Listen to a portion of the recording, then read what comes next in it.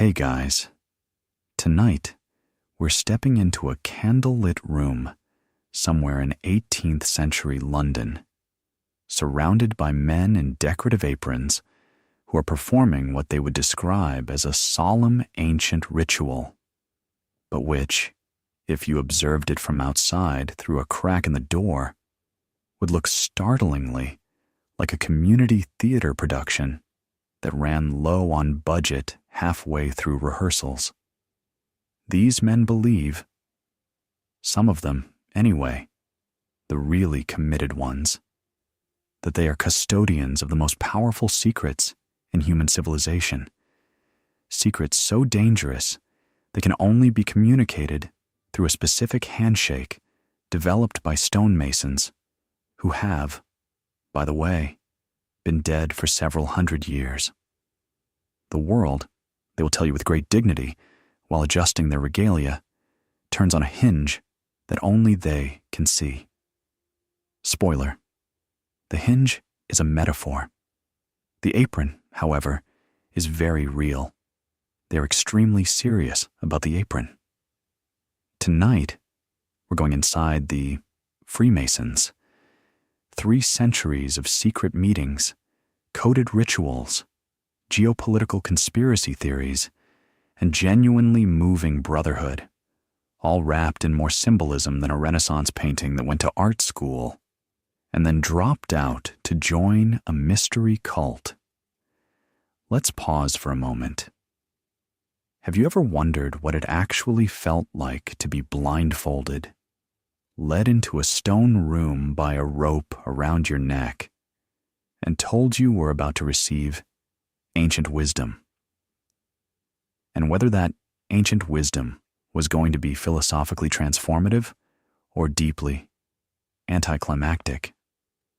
Have you wondered which sitting presidents, prime ministers, and kings were Freemasons, and whether their lodge meetings ever created scheduling conflicts that were difficult to explain to their staff? Have you wondered why an organization that supposedly controls global finance cannot seem to agree on what year it was actually founded? Have you ever wondered what the secret handshake actually feels like? Not the meaning, just the physical sensation of 2 men pressing their thumbs together in a specific way and trying to make it look natural? Have you considered that the most famous secret society in history has a museum, a gift shop, and guided tours on Tuesdays through Saturdays? Have you wondered whether the men who built the cathedrals or the men who built the Capitol building knew they were laying foundations that would one day feature heavily on conspiracy boards across the internet? Have you ever wondered what it was like to meet in a basement in occupied Paris, performing the same ritual your grandfather performed, while the government that wants you dissolved is 3 streets away? And have you ever, lying in the dark just before sleep, genuinely wondered whether any of it is real? Whether somewhere behind the curtain of visible history, there really is a room where a small group of serious men decides what happens next? And if so, what they're serving at the drinks reception? We're going to find answers to all of those questions tonight. Some will be satisfying. Some will be deeply, peacefully mundane.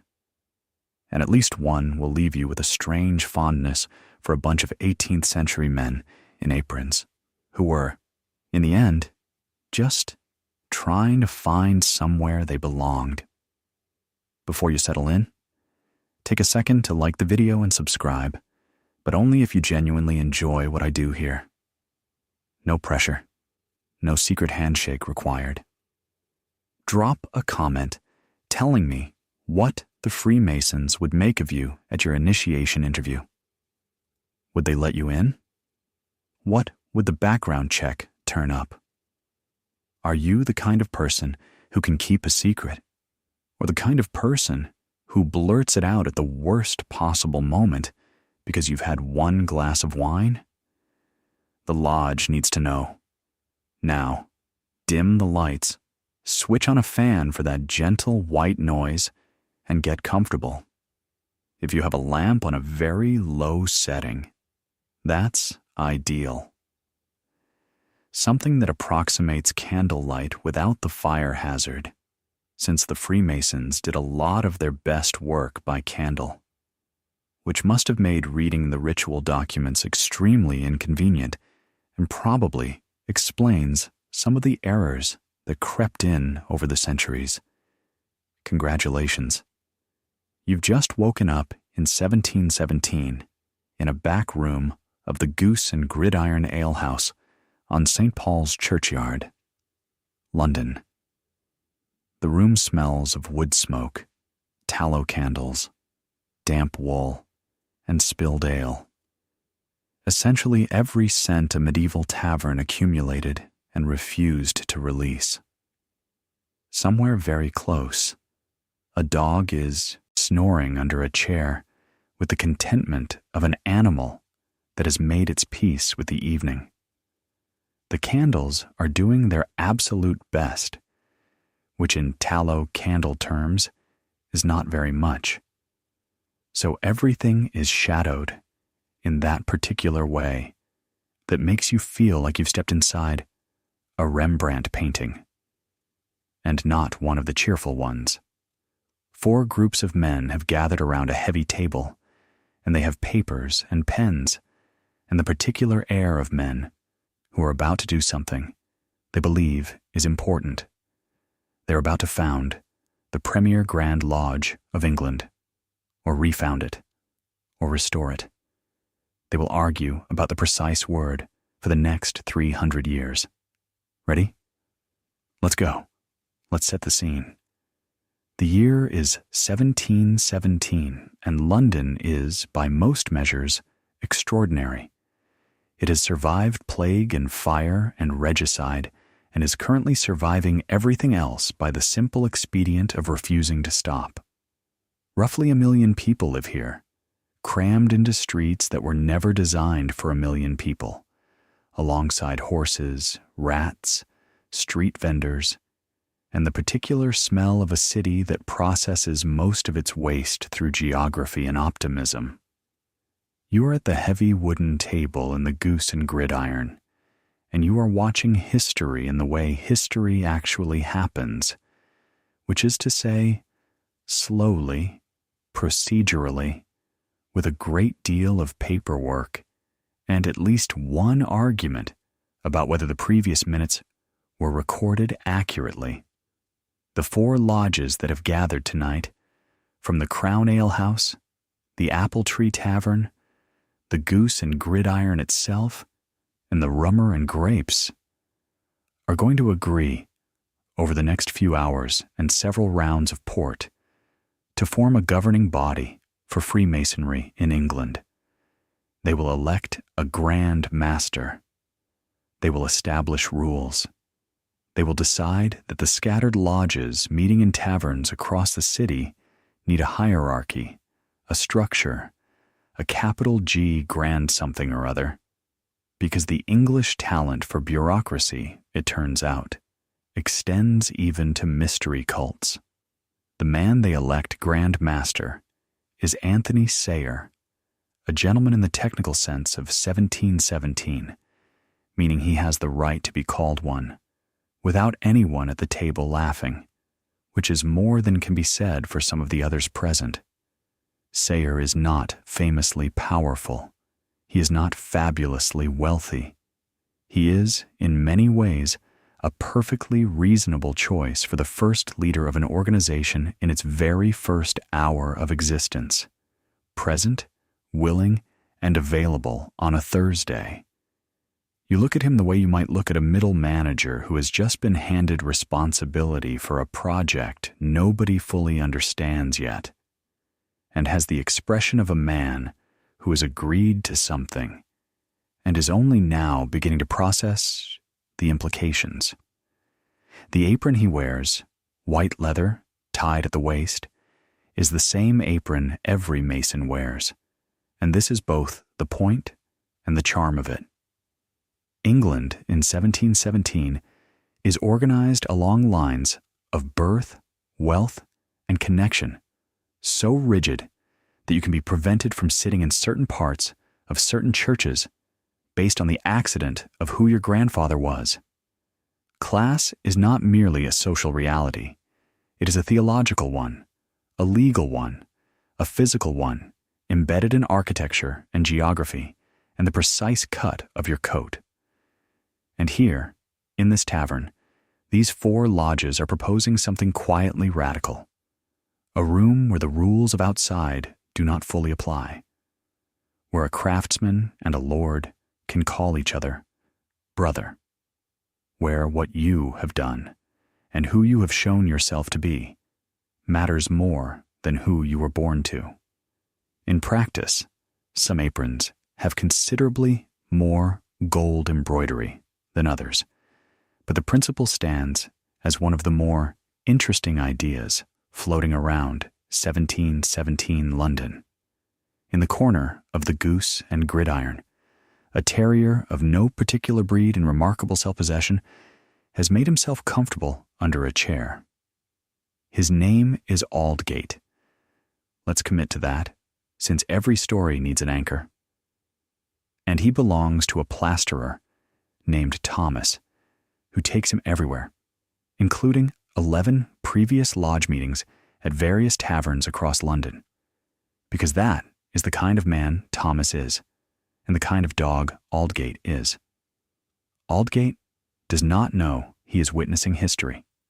He is thinking about scraps, but he will reappear throughout this story in various incarnations across 300 years, because secret societies of world historical ambition have always been attended by ordinary dogs living ordinary lives, which is either a comfort or a metaphor, and quite possibly both. The Grand Lodge is officially constituted. Sayer sits back in his chair with the expression of a man who has just accepted a job whose full scope was not disclosed in the interview. Candles flicker. Someone orders more wine. Outside, London rumbles on. The carts, the church bells, the street criers, the general organized chaos of a city that has survived everything so far. The men have no idea what they are starting. But then, almost nobody ever does. Let's talk about where all of this actually came from, because the men in the Goose and Gridiron would be extremely put out if you suggested they were inventing something. They are restoring something. They will tell you. Something ancient. Something that goes back, depending on which enthusiastic pamphleteer you consult, to the builders of Solomon's Temple, or the architects of the Egyptian pyramids, or a man named Hiram Abiff, who was murdered on a building site for refusing to reveal a trade secret, which is either the origin of the world's most important mystery, or an occupational health and safety incident that got considerably embellished over the centuries. The truth is more interesting and more human than any of the myths. You are a stonemason in 14th century England, not a metaphorical one, an actual craftsman. Your hands are the color and texture of the stone you work, gray-white with dust and calloused in ways that make modern people wince when they try to shake them. Your back aches in ways that a modern person would take to a physical therapist, then a chiropractor, then a yoga studio, then an orthopedic surgeon who would look at the X-ray and say something diplomatic while privately thinking about early retirement, but which you simply call the weak, and manage through the time-tested medieval approach of continuing to exist and hoping it improves by morning. You move from cathedral to castle to manor house, following the work. The lodge Your lodge, the real one, is the building site office. It is where you store your tools when it rains, which in England is approximately 3 seasons of the year, and unpredictably in the 4th. It is where the master mason explains the plans to the journeyman. It is where you eat your lunch when the weather makes eating outside a statement rather than a meal. It is, in short, a shed, a very important shed with administrative functions and professional hierarchy. But a shed, and let's be honest about the shed. You have secrets, though, real, commercially valuable ones, not philosophical secrets, trade secrets, the proportions that make an arch genuinely load-bearing rather than decorative, the way to cut stone so the face weathers correctly over a century rather than crumbling in a decade, the technique for dressing a surface so it sheds water rather than absorbing it, the method for mixing mortar in different temperatures so it sets correctly whether it's July or February. These skills take years to acquire, and if you hand them to anyone who wanders up and asks nicely, you have undermined your own livelihood and the livelihood of every craftsman who trained beside you. So, you teach them only to apprentices who have served their time, proved their character, earned the right. And when you arrive at a new building site in an unfamiliar city with no letter of introduction, a specific handshake is how you prove to the foreman that you are who you claim to be. A credential delivered in flesh rather than parchment. This is the true inheritance, not pyramid-building mysticism transmitted through an unbroken chain of initiates. A professional verification system developed by working people who needed to protect their knowledge and confirm each other's qualifications in a world that had no licensing boards, no formal credentials, and no HR department. The medieval stonemasons were running the world's first professional networking organization, and it worked. The cathedrals stand. Somewhere between the 14th century and the 17th, the real stonemasons began admitting non-stonemasons to their lodges. The scholars debate why. Financial necessity as lodge membership declined. Social attraction from wealthy men who wanted the atmosphere without the masonry. A gradual, organic drift from practical organization to philosophical one. By 1717, the metaphor has completely overtaken the practice. No one at the Goose and Gridiron has ever professionally built a wall, but they all know what the trowel represents as a moral instrument, what the level means as a symbol of equality, what the compass and square are for when used not on stone, but on the question of how to live. They have borrowed the architecture of a craft to build something new, a fraternity of ideas, a club of symbols, a brotherhood that uses the language of physical construction to talk about the construction of character, and, in the more ambitious moments, civilization itself, which is quite a lot of philosophical freight to put on a leather apron. And yet, the apron holds. Let's talk about the rules. Anderson's Constitutions, written by a Scottish Presbyterian minister named James Anderson, which is an interesting choice for the foundational document of a society later condemned by every major church, appears in 1723 and lays out the history, charges, and operating principles of organized Freemasonry. The history section begins at the creation, because God created the universe according to geometrical principles and was therefore, technically, the first Grand Master, which is either the most audacious organizational claim in human history or a piece of institutional PR so confident that it deserves respect regardless of its accuracy? Possibly both. You are reading Anderson's Constitutions by candlelight in 1723, which is how everything is read in 1723, and the candlelight makes everything feel suitably ancient and weighted. The history proceeds through Euclid, Moses, the Israelites, the Romans, the medieval guilds, and several notable English monarchs, each identified as an enthusiastic patron of the Masonic tradition, in a display of historical creativity that requires either tremendous faith or a very relaxed relationship with documentary evidence. The constitutions have both in quantity. The charges, the formal obligations of membership, are where things get genuinely interesting. A Mason must be law-abiding and must not conspire against the state. He must avoid political and religious controversy in lodge, which in 18th century England is like telling people never to discuss the weather or money, and then being surprised when the conversation continues quietly in corners. He must not get so drunk that he cannot find his way home, which is a standard set specifically because some members were falling short of it. Most remarkable of all, stated quietly, a Mason must believe in a supreme being, but no specific supreme being is named. Some God, any God, but a God.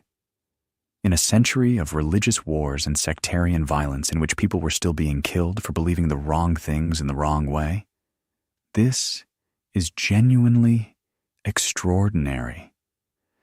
The first major institution in Western Europe to formally accommodate multiple religious traditions under one roof without requiring anyone to convert to anything. The Anglican and the Catholic and the Deist can shake the same hand and call each other brother here. A revolution in a frock coat, presented with complete composure. The news of the Grand Lodge and its constitutions spreads in the way news spreads in 1720s London. Slowly, inaccurately, and with enormous enthusiasm for the most dramatic version available. By the time the story has made it to Edinburgh, which takes weeks and passes through several narrators, each of whom has improved it slightly. The Freemasons have been upgraded from a committee meeting in a pub to a clandestine brotherhood with Egyptian connections and possible influence over international shipping. None of this is accurate, but it is considerably more interesting than the truth, and the pamphlet industry, which is the 18th century's version of the content economy, is extremely grateful for the material. The Freemasons respond to this with carefully worded official statements about their benevolent purposes and their absolute lack of any political agenda whatsoever, which is precisely what you would say if you had a political agenda, and precisely what you would also say if you genuinely had no political agenda, which makes it entirely useless as evidence in either direction. The feedback loop is established. Claim mystery, receive conspiracy attribution, deny conspiracy, receive further conspiracy attribution.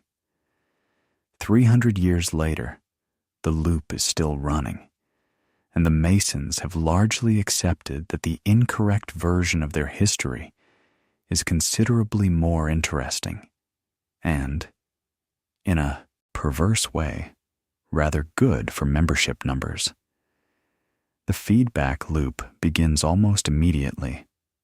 The press discovers the lodges, improves the story considerably in the retelling, and has them controlling international banking by the time the news reaches Edinburgh.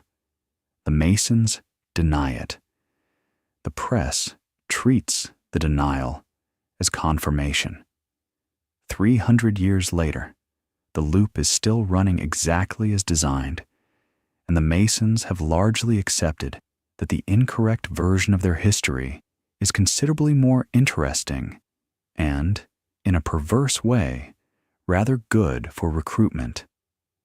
Let's talk about the secret, the central mystery, the thing that supposedly justifies everything. The password to the first degree of Freemasonry is Boaz. The word to the second degree is Jachin. These are the names of the two pillars of Solomon's temple, and they have been publicly available since 1730, when a disgruntled former Mason named Samuel Prichard published a pamphlet called Masonry Dissected, which was the 18th century's version of posting your company's private Discord to Reddit. The pamphlet sold out immediately and was reprinted dozens of times. Every anti-Mason in England read it. Most Masons read it and reportedly found it irritatingly accurate.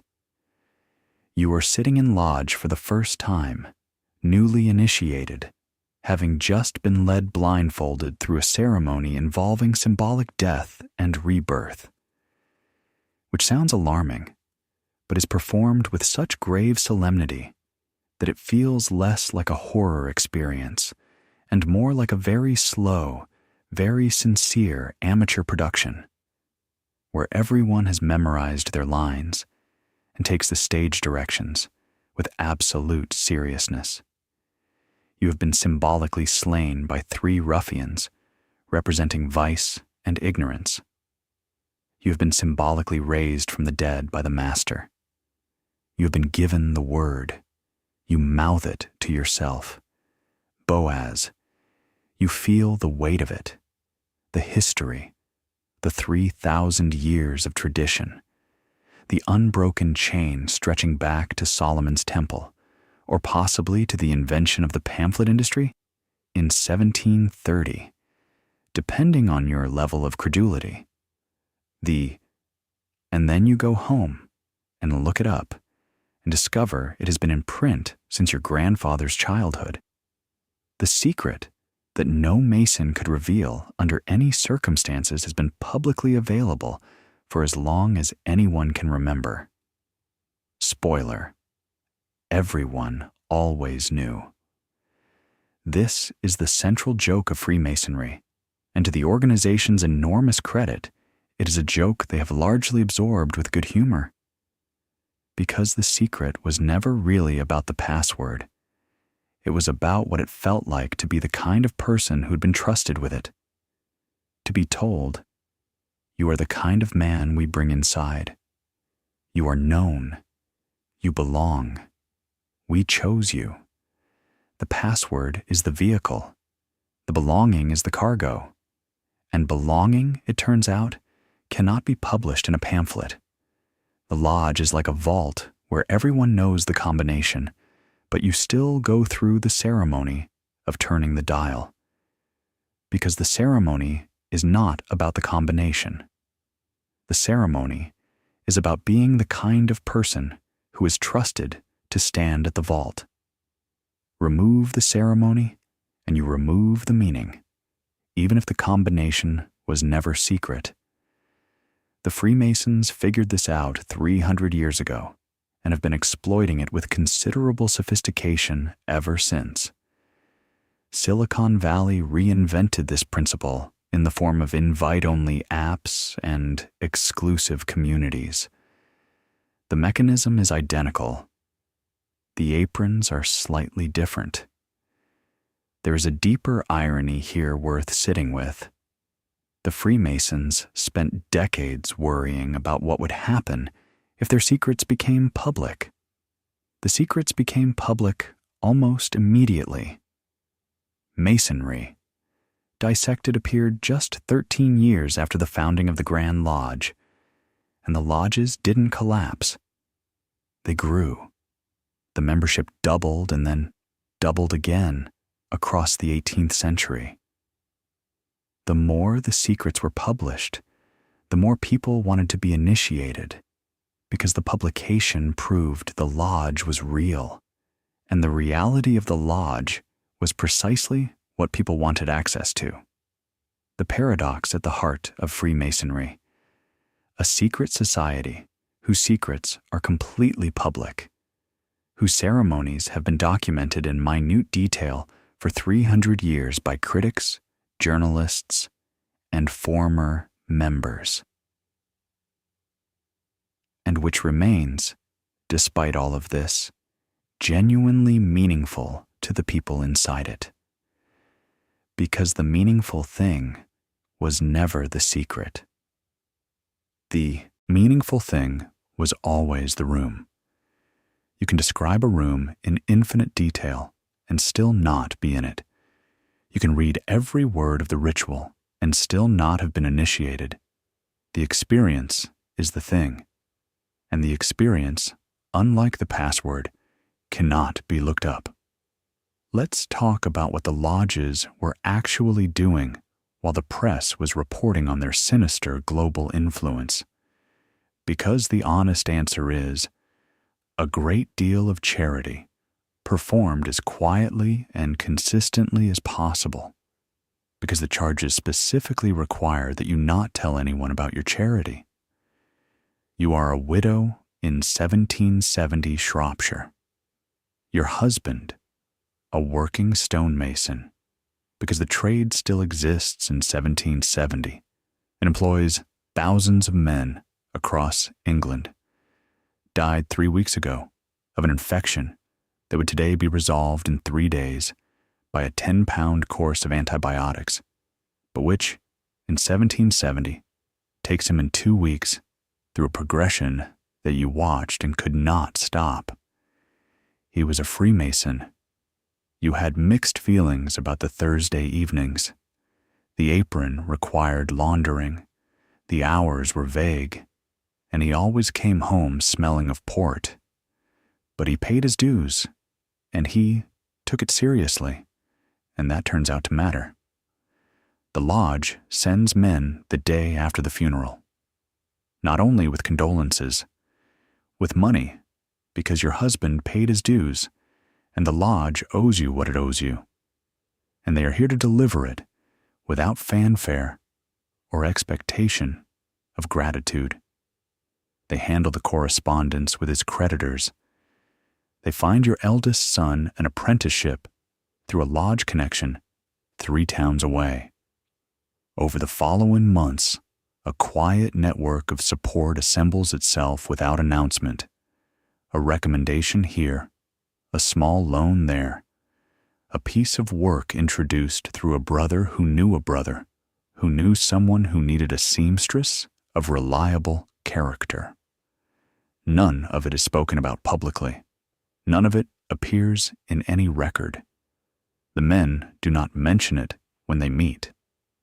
The charges say, you do not advertise your charity, and these particular men are taking the charges seriously on this particular point, even when they are flexible on some others. By the early 19th century, this network has been formalized into actual institutions.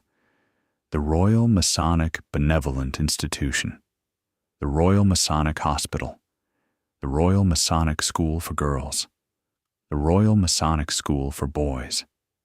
Not small operations, organizations serving thousands of people annually, funded by lodge dues across England, sustained for generations, operating in parallel with the official welfare system as though someone had decided to build a second one, privately, without announcements, as a matter of obligation rather than publicity. Almost nobody outside the fraternity knows the full scale of it. This is either a remarkable success at keeping a secret or a catastrophic failure at communications, and it is distinctly, recognizably, both. The scale of this effort is worth dwelling on. By the mid-19th century, Masonic charitable institutions in England are not small operations managed by enthusiastic volunteers. They are substantial organizations with paid staff, established procedures, and the administrative complexity of any significant welfare provider. The Royal Masonic School for Girls, founded in 1788, will eventually educate thousands of daughters of deceased or impoverished Masons. The Royal Masonic Hospital, opened in 1933, will provide health care to Masons and their dependents at a time when the National Health Service does not yet exist.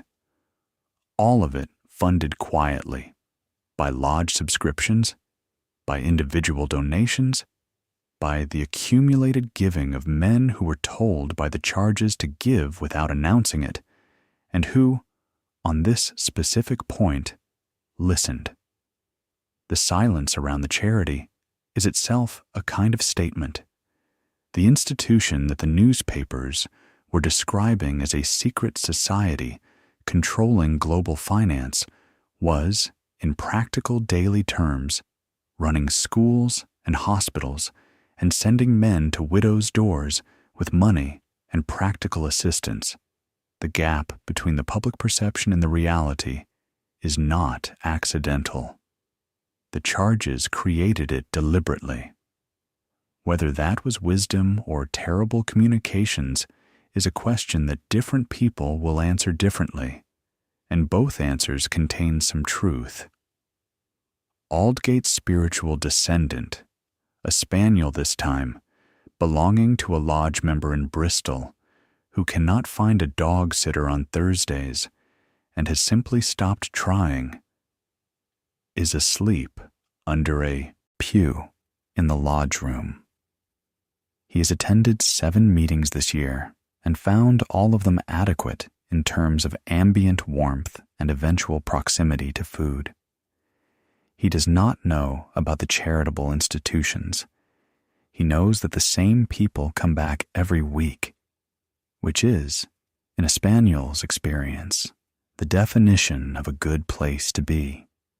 Let's talk about food and about what happens after the ceremony closes and the aprons are folded, because the Masonic Lodge has 2 acts, and the second one is considerably less solemn and considerably more important to the quality of Thursday evenings. You are attending a lodge supper in 1750 London. The table is set for perhaps 25 men.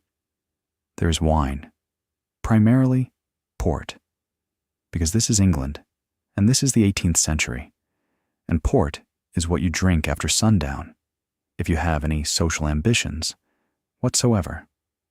There is roast meat, which is to say, there is meat that has been in proximity to fire for long enough to be technically safe to eat, served alongside bread of variable freshness and vegetables that have been boiled past the point of resistance into a state of philosophical surrender. The meal is, by the standards of 1750, adequate to good. By the standards of a modern person who has eaten at a restaurant in the last decade, it is somewhere between educational and challenging. Nobody is there for the food. The supper is where the lodge actually happens. The ritual upstairs was scripted, hieratic, performed in prescribed language that has been the same for as long as anyone in the room has been a Mason. The supper downstairs is where a physician and a merchant and a school teacher and a minor baronet sit beside each other and talk about the price of wool and the state of the Navy, and whether Locke was right about property, and what happened to the brother whose wife has been ill. The carpenter, who could not legally sit beside the baronet in certain parts of certain churches, has just refilled his glass and called him brother. The baronet has refilled the carpenter's glass in return. Neither of them will mention this outside the lodge. Inside the lodge, it is simply what you do. The toasts are elaborate. The first toast is to the king, because the charges require it and because demonstrating loyalty publicly is, in 1750, never a bad investment. The second is to the Grand Lodge. The third is to absent brothers. the ones who have moved, the ones who are ill, the ones who have died since the last meeting, because every lodge carries its dead along with it as a matter of practice. Then the toasts become more personal, more specific, less formally anchored to any agenda, and by the fifth or sixth, the distinction between ritual gravity and ordinary conviviality has become productively unclear. This is the thing about the lodge supper that makes it genuinely radical in a way the ceremony upstairs only gestures toward. It is a room where the social rules that govern every other room in 1750 England are temporarily suspended. Not abolished, not replaced, suspended. The hierarchy exists outside. In here, the hierarchy has been replaced by a different one, a Masonic one, based on degree and service and years attended. And crucially, this new hierarchy cross-cuts the existing one in ways that allow the carpenter and the baronet to be genuinely equal in the eyes of the lodge, even when they are genuinely unequal in the eyes of the law. Nobody leaves this supper unchanged. The evening ends when it ends. The brothers go home to their different houses and their different streets and their different positions in the world that will resume entirely normally tomorrow morning. But they carry with them the memory of a room where, for a few hours, things were organized differently. And memory, accumulated over years and decades of Thursday evenings, has a way of quietly reshaping what you think is normal and what you think is possible and what you think a world ought to look like. The lodge supper is in this sense more subversive than the ritual. The ritual is scripted and contained and happens in a dedicated ceremonial space, clearly marked as different from ordinary life.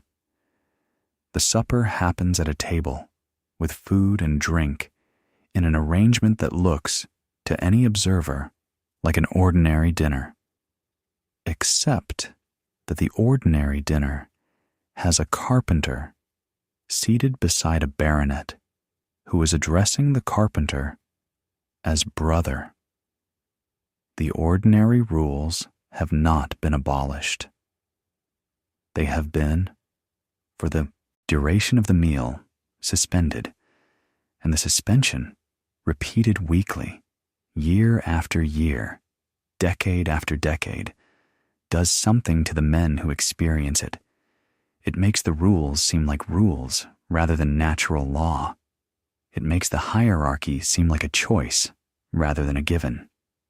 It makes a different world seem possible in a way that a speech about equality never quite manages.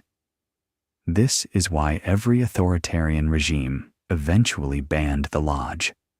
Not because of the ritual, because of the supper. Let's not forget the Enlightenment, because in France, the lodge is doing something philosophically interesting that the English version is not.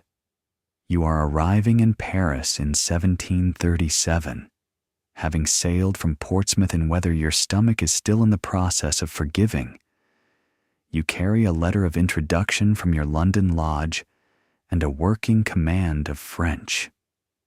You are about to discover that Parisian Freemasonry has done what Parisian culture always does with imported ideas, received it, improved it aesthetically, made it considerably more elaborate, invented several new components that didn't exist in the original, and is now insisting, with charming confidence, that this enhanced version is the genuine article.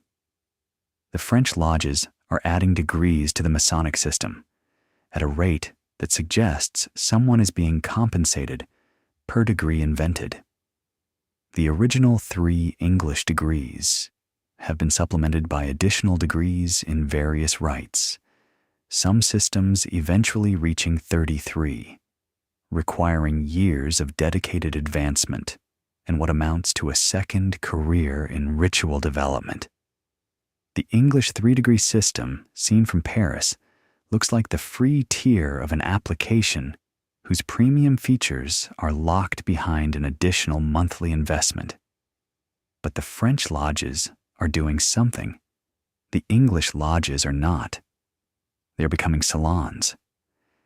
The same minds that gather at Voltaire's dinner table are gathering in lodge. Montesquieu is a Freemason.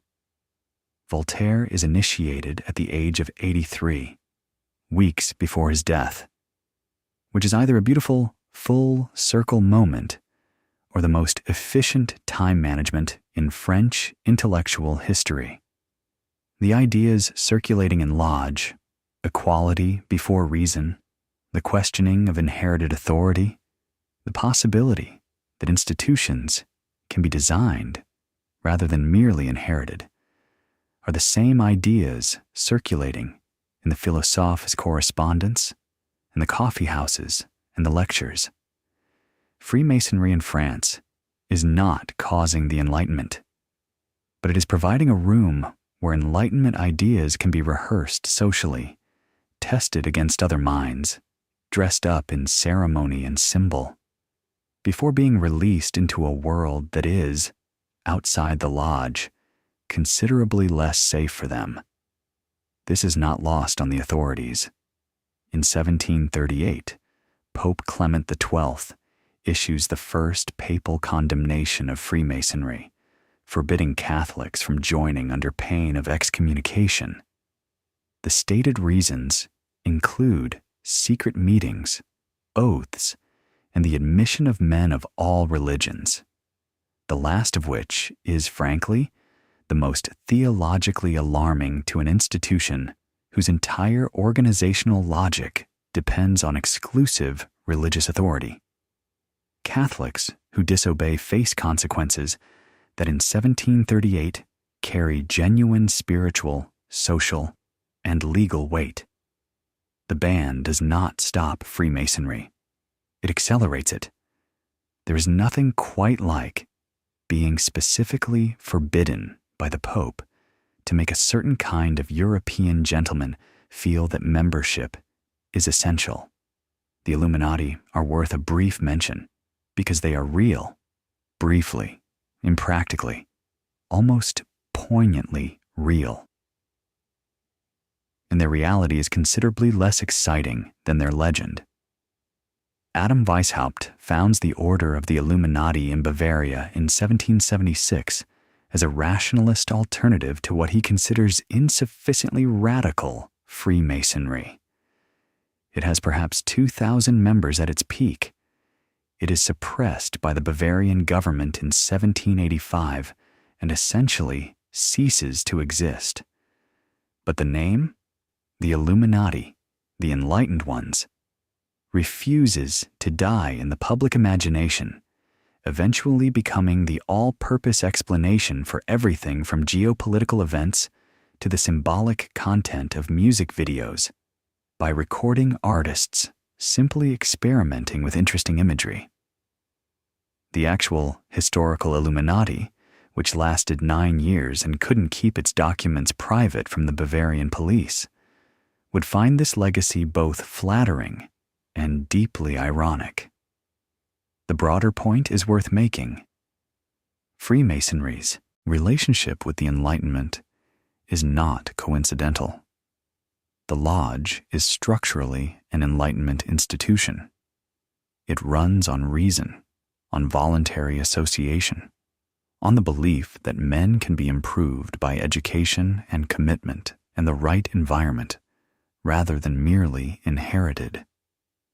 It takes the Enlightenment project of designing institutions rationally and applies it to the question of how a man should live and who he should be.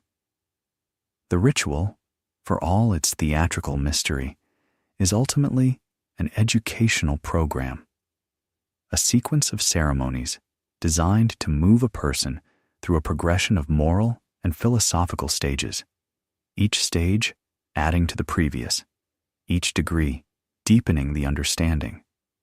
It is, stripped of its symbolism, a curriculum.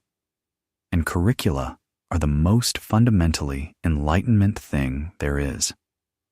This is why the philosophers found it useful, not because it gave them a hiding place, because it gave them a format. Let's talk about the Americans. You were in Boston in 1765, and the Green Dragon Tavern on Union Street is where a significant number of consequential decisions about the future of the colonies are being made by men who are not always writing everything down in the official record, which is how consequential decisions were made before email, and also one reason they are difficult to trace retrospectively. A significant number of the men in this room are Freemasons. Paul Revere is a Mason who will become Grand Master of Massachusetts. Joseph Warren, who dies at Bunker Hill as the first general rank American officer killed in the Revolution, is Grand Master at the time of his death. Benjamin Franklin, initiated in 1731, brings to his lodge membership the same quality he brings to everything else: genuine enthusiasm for the idea combined with absolutely ruthless practicality about its utility. George Washington, initiated in 1752, will be inaugurated as president in Masonic regalia. Were the Founding Fathers using Masonic connections to coordinate the revolution? The honest answer is, sort of, but not in the way the question usually implies. The Masonic network provided trust, a quality that sounds simple and is enormously scarce and valuable. When a Masonic brother introduced you to another Masonic brother in an unfamiliar city, you had a pre-packaged degree of mutual confidence that would otherwise take months to develop. In a rebellion requiring rapid trust building among strangers across 12 colonies who were about to commit treason together, that was genuinely valuable. But the revolution was not planned in lodge. The Masonic fraternity included plenty of loyalists, which rather undermines the thesis of a unified revolutionary conspiracy organized through the craft. What is true is that American founding iconography is saturated with symbols the Masonic tradition shares with broader Enlightenment usage. The all-seeing eye above the unfinished pyramid on the dollar bill. The layout of Washington, D.C., which has been mapped onto Masonic diagrams since approximately the week after the plans were published. Pierre Charles L'Enfant, who designed the layout, was not a Freemason. Many of the people who adjusted his plans were. The symbols exist. Their significance is exactly as ambiguous as everything else in the story. Deliberately so, probably with a quiet smile from the men who placed them. What is unambiguously true is that Freemasonry provided the American founding generation with something genuinely valuable, a pre-existing trust network that crossed colonial boundaries in a world where such networks were extremely rare. When Washington needed to send a message to a general he had never met, and that general was a Mason, and Washington was a Mason, there was a shorthand available. Not a conspiracy. A shorthand. A shared vocabulary of obligation. A mutual understanding that brotherhood meant something specific and practical. A degree of confidence that did not need to be established from scratch. In a revolution built on strangers trusting strangers to act with courage and discretion, that was not nothing. It was, in fact, rather a lot. The American Masonic tradition after the Revolution produces some of the most architecturally ambitious Masonic buildings in the world. The George Washington Masonic National Memorial in Alexandria, Virginia, is visible for miles. A structure that rises 333 feet, containing replicas of Washington's Lodge Room, a scale model of King Solomon's temple, and the museum where Dennis will one day explain the embroidered apron to a teenager. The building is an argument made in stone that Freemasonry is as old as civilization and as American as the president after whom the capital is named, and that the two things, the ancient tradition and the new republic, are not merely compatible, but essentially the same project, viewed from different angles. Whether that argument is historically accurate is a matter for historians. Whether it is emotionally compelling is evident from the fact that people keep making it. Let's talk about the Morgan affair and what happened when the fraternity failed to live up to what it said it was, because this history requires it. William Morgan, 1826, Batavia, New York, a bricklayer who announces his intention to publish a book revealing all Masonic secrets. This has been done before. The response from local Masons is extraordinary in its recklessness. Morgan is abducted from jail by a group of men who arrange his release under false pretenses. He disappears. He is never definitively found. A body surfaces in Lake Ontario. One Masonic official identifies it as a good enough Morgan until after the election, which is the kind of remark that could only have been made by a man with a completely miscalibrated understanding of what the situation required. The subsequent trials are shambolic because the juries, the lawyers, and the judges are substantially Masonic themselves. The public response is volcanic. The anti-Masonic Party, genuinely the first third party in American political history, is founded in direct response. Masonic membership in the northeastern United States collapses, lodges close. The fraternity discovers, in the most painful possible way, that the gap between its stated values and its demonstrated behavior is precisely the kind of thing that can damage an institution, regardless of how many centuries it has been running. 30 years later, in Europe, the shadow becomes something far worse.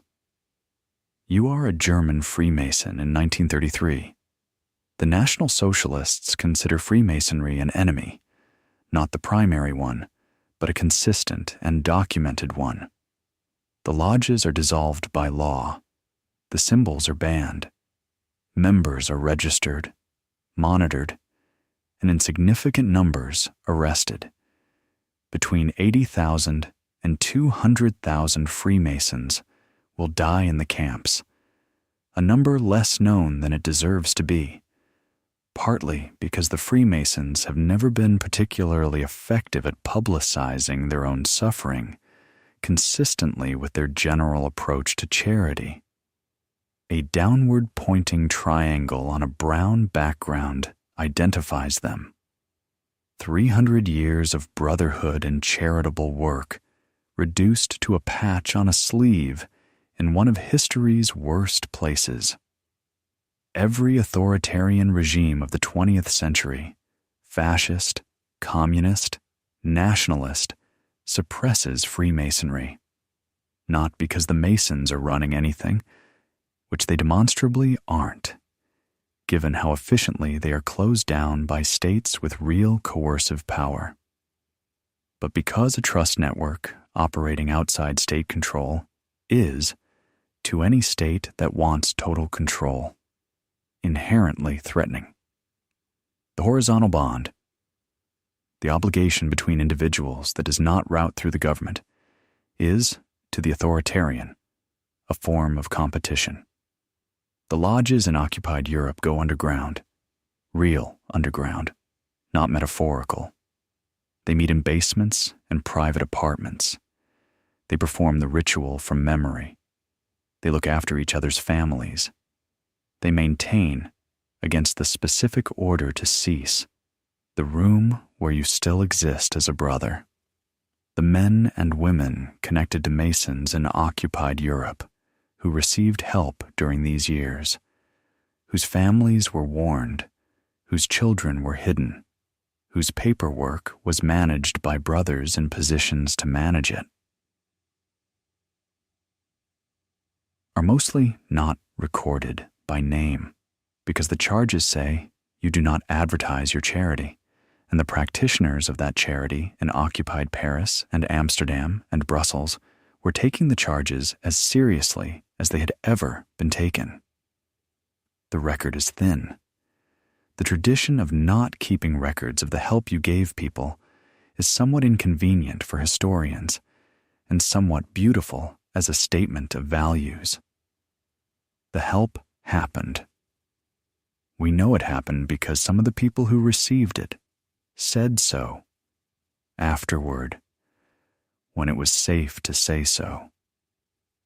The brothers who gave it said nothing then and said nothing later. The charges held. There is a version of the Masonic story that emphasizes the scandals, the Morgan affair, the P2 Lodge, the various moments when the institution fell short of its stated values. That version is accurate, and it belongs in the story.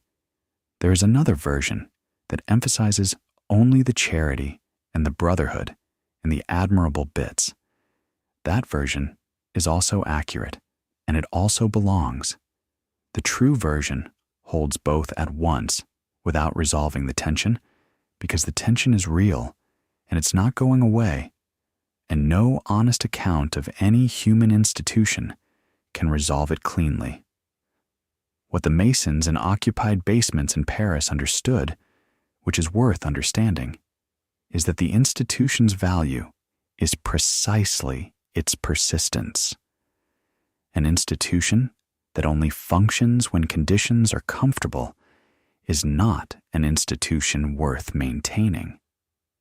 The lodge that continued through the worst thing the 20th century produced, that met in basements and performed from memory and looked after the families of arrested brothers, was doing something that its 1717 founders would have recognized immediately, using the form to maintain the function, even when the form had to be improvised, even when maintaining it was dangerous, even when stopping would have been the safer and easier choice.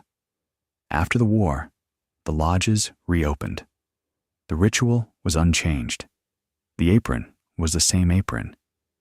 The passwords, still on page 1 of the pamphlet that had been on page 1 since 1730, were still the passwords. The brotherhood had been tested, and the brotherhood had held in basement rooms and private apartments, performing ceremonies from memory in the dark, and it was still there. Let's talk about the conspiracy theories, not because they're true, but because understanding why they're so persistent is more interesting than simply dismissing them. You have encountered the claims. The Freemasons control global banking. Washington, D.C. is a satanic pentagram visible only from altitude. The Masons were behind the Jack the Ripper murders, which followed a ritual pattern corresponding to Masonic degrees.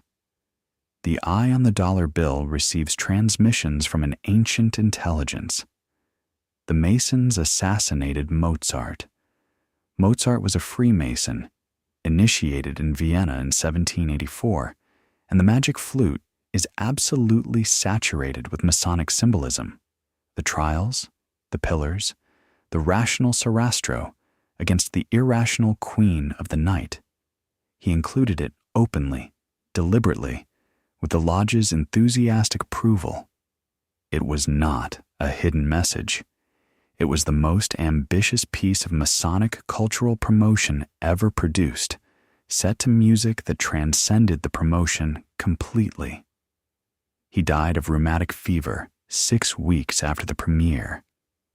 The Jack the Ripper theory requires a royal physician, a Masonic policeman, and at least one duke to coordinate ritual murders corresponding to Masonic degrees, which is the kind of theory that becomes possible when you are prepared to keep adjusting the methodology until the pattern appears.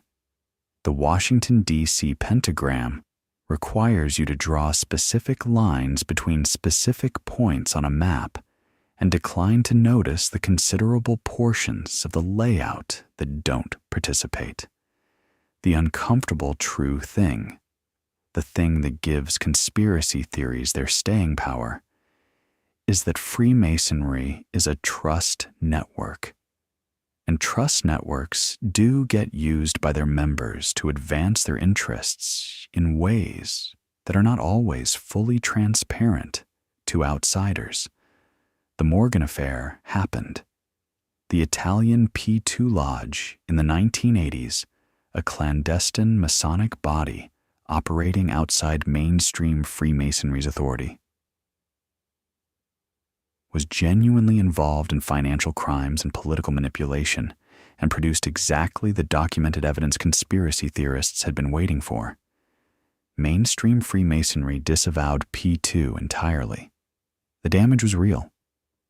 There is a difference between a human institution that sometimes fails its stated values and occasionally abuses its network effects, and a supernatural shadow government controlling history. Almost every institution you can name fits the first description. None fits the second. The Freemasons are not unique in using their influence improperly on occasion. They are unique in having a visual vocabulary: the eye, the pyramid, the compass, the square. Evocative enough to be grafted onto almost any theory, making them permanently available as the all-purpose explanation for things that seem too convenient to be random. The world is organized by networks. The Freemasons are one such network, larger than some, smaller than others, more theatrical than any, and woven into the fabric of the last 3 centuries in ways that are real, complex, and considerably less dramatic than the alternative explanation. The conspiracy theory is, at bottom, a response to a real thing. The real thing is that the world is organized by networks, and some of those networks are more visible than others, and the Masonic network has always been visible enough to notice and opaque enough to project onto. When people see a pattern in events that they cannot explain through observable causes, they reach for a hidden cause. The hidden cause needs a plausible vehicle. Freemasonry has always been a plausible vehicle because it is demonstrably real. It has meetings, it has members, it has symbols that appear in prominent places. It has exercised genuine influence in certain periods and certain contexts. The leap from "this is a real network that has exercised real influence" to "this network secretly controls everything" is, from a pattern recognition standpoint, not a very large leap. It only requires ignoring the evidence of everything the Lodge could not prevent, could not influence, could not even predict. Morgan's murder, the Nazis, the decline of the membership, the fact that the secrets are on Wikipedia. A genuinely omnipotent shadow government would not leave these loose ends. But the conspiracy theory is not interested in loose ends. The conspiracy theory is interested in the pattern. The honest answer, the one you can carry to bed with you, is this: the Freemasons are real and interesting and complicated, and neither as powerful nor as malevolent as the worst theories suggest, and considerably more human and imperfect and genuinely well-intentioned than either the theories or the institution's own self-promotion would lead you to believe. Let's talk about what the ritual actually does.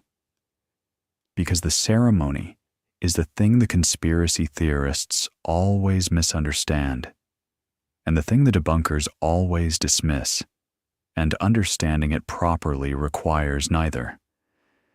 You are in lodge for perhaps the 40th time.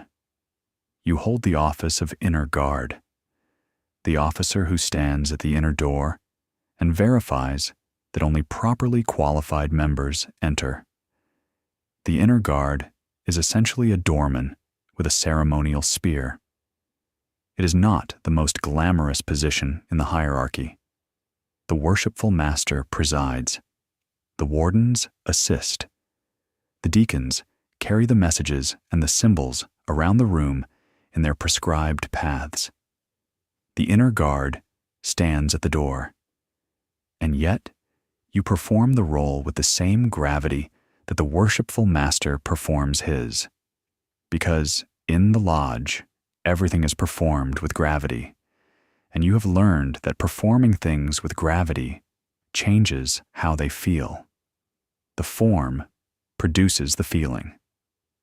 The inner guard is like the newest person on the team who still has to handle the logistics that nobody else wants. Essential to the entire operation, less glamorous than some other roles, and performed with more dignity than you might expect from someone who had a difficult day and drove 20 minutes to get here. But you carry the spear with genuine pride because inside this room, you are the inner guard, and the inner guard matters, and the ritual says so every time you perform your part. In a world that is generally somewhat casual about individual significance, the lodge is maximally formal about it. The formality is a form of respect. The third degree, the Master Mason ceremony, is the center of the whole enterprise. The candidate symbolically enacts the story of Hiram Abiff, the master builder of Solomon's temple, who is murdered by 3 ruffians who want his secrets and who will not surrender them, even to save his life. The candidate symbolically dies. The candidate is symbolically raised from the dead by the master. And in that ceremony, performed earnestly, in dim light, by men who have agreed to take it seriously, something happens that is very difficult to describe to people who have not experienced it, and which the people who have experienced it tend to describe as genuinely moving in a way they did not expect and cannot entirely explain. This is not magic. It is what all ritual does. It uses the body, the space, the deliberate slow passage of time to reach parts of the mind that argument and information cannot access. It creates an experience, and shared experience creates bonds between people that are different in kind from the bonds created by simply knowing the same facts. This is very old technology, the technology of every religion, every rite of passage, every moment when people slow down and put on specific clothing and perform specific actions in a specific order and agree that this, in this room, with these people, means something. The Freemasons did not invent this technology, but they have preserved it with unusual fidelity across 300 years, and that is its own kind of achievement. The modern lodge faces challenges that the founders of the Grand Lodge could not have anticipated, but which they would probably recognize in structure, if not in detail. The Thursday evening meeting competes with streaming services and smartphones and the infinite menu of digital distraction that fills the same psychological space the lodge once occupied. The need for something interesting, something connecting, something that makes you feel less alone in the world. The lodge offers something the streaming service does not: reciprocal obligation. You are not just consuming the lodge requires something from you. It asks you to show up and to mean it, and to look after the people beside you. The streaming service asks nothing except that you continue subscribing. This distinction turns out, for a certain kind of person, to be exactly the point. The lodges that are growing in the 21st century, and some are growing, particularly in urban areas among people in their 20s and 30s who've grown up online and find the physical, obligatory, person-in-a-room experience of the lodge strange at first, and then, gradually, irreplaceable, are growing precisely because they offer something that cannot be replicated digitally. Not the secrets, not the symbolism, the room, the faces that are always the same faces, the handshake from a real hand. Let's talk about famous names, not because famous names are the important part of the story. They aren't. But because the list of Masons includes some figures whose Masonic membership tells you something interesting about them and about the institution. Mozart, initiated in Vienna in 1784, composed music for lodge ceremonies and embedded Masonic symbolism throughout the magic flute. The Queen of the Night, with her arias of cold fury, represents irrational authority and superstition. Sarastro, with his measured bass confidence, represents the rational, enlightened order that the Masons believed they were advancing. Mozart was not hiding a secret message. He was writing the most ambitious cultural promotional material the lodge had ever inspired, set to music so transcendent that the promotion became an afterthought within a decade. He died 6 weeks after the premiere. The lodge mourned him as a brother. Robert Burns was poet laureate of his lodge in Tarbolton, which sounds either grandly significant or endearingly local, depending on your familiarity with the scale of rural Scottish lodge culture. Burns found in the lodge something the world outside it rarely offered him, the experience of being valued for who he was rather than whose son he was. In the lodge, the poet mattered more than the farmer's son. He wrote about Masonic themes with the warmth of someone who had found something genuinely useful in an otherwise precarious life. Winston Churchill was initiated in London in 1901 and by most accounts attended rarely thereafter, eventually letting his membership lapse.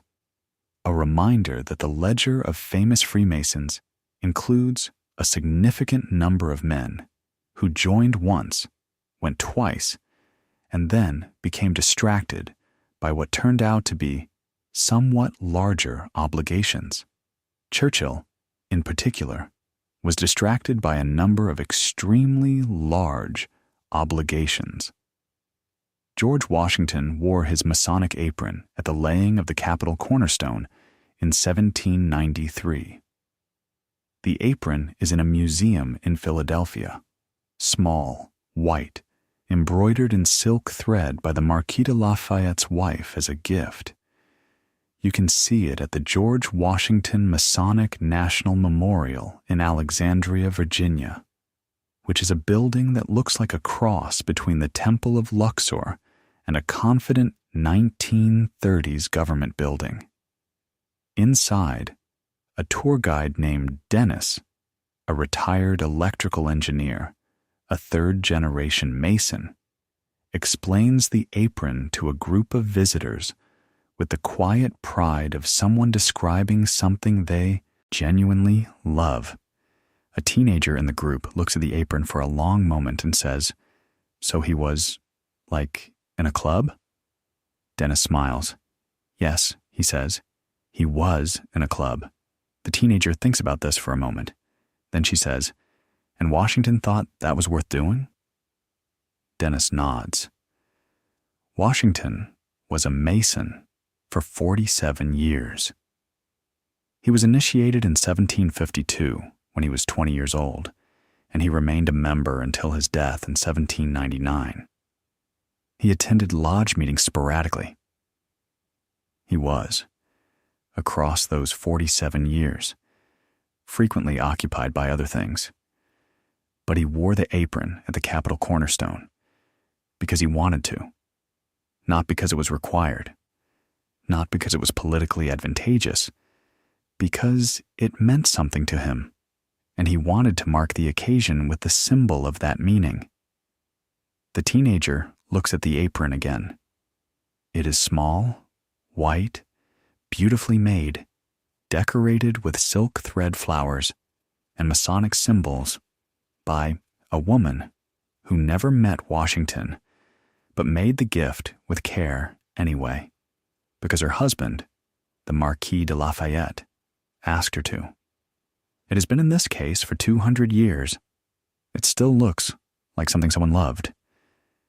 There is something about that, the teenager seems to be deciding. Something worth noting. She does not say what she is thinking. She takes a photograph. She moves on to the next exhibit. But she was thinking something, and Dennis knows it. And Aldgate the Terrier, in whatever form he currently inhabits, under whatever chair in whatever lodge room, would have found the whole exchange entirely satisfactory. Let's talk about the buildings. Because the Masons built some of the most architecturally committed structures in the English-speaking world, and the buildings themselves are an argument made in stone. Every significant city in this world has a Masonic temple, and every Masonic temple makes the same argument. We are ancient, we are serious. We've thought about this.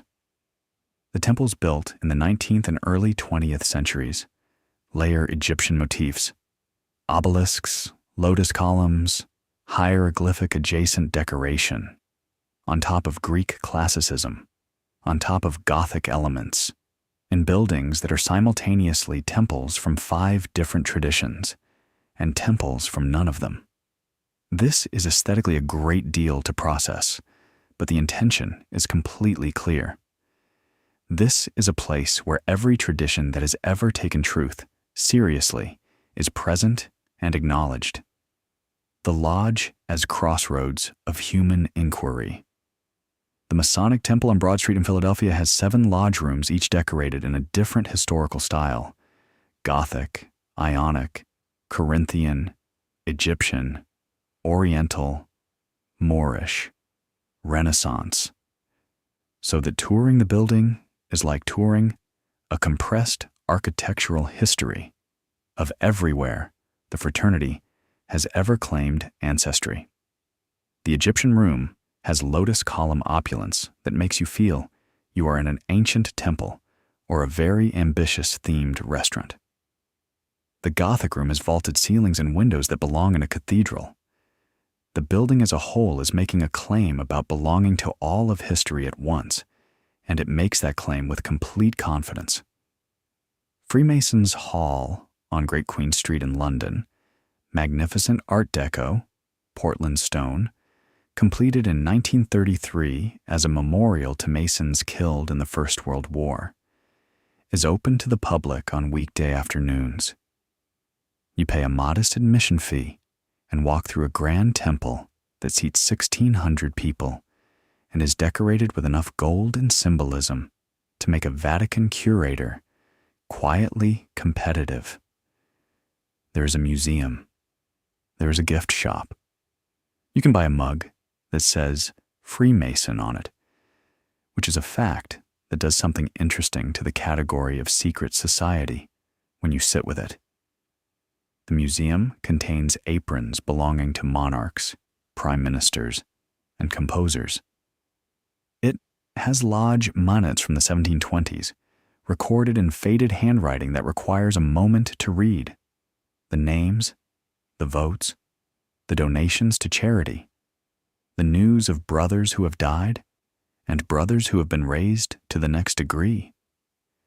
It is the record of ordinary men trying to do something meaningful together, week after week, year after year, across 300 years of Tuesday and Thursday evenings, when it would have been easier and warmer to stay home. The building is their monument. The minutes are their testimony. The mug is available in the gift shop for £12.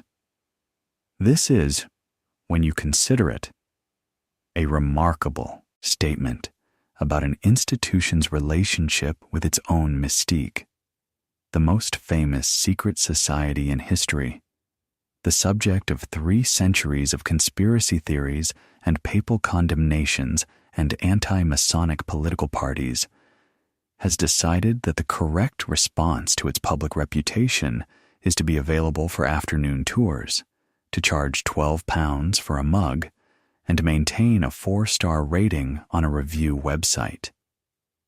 This is not the strategy of an organization trying to hide. This is the strategy of an organization that has realized, gradually, that the mystery is not in the secrets. The mystery is in the room. And the room, if you want to be in it properly, still requires going through the ceremony. The gift shop sells the mug. The ceremony sells the lodge. They are not competing. Let's not forget James. Not a famous one.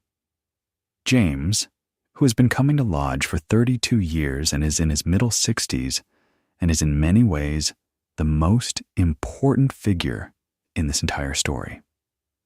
James joined because his father was a Mason and his grandfather was a Mason, and there was never a moment when the question was whether he would join, only when.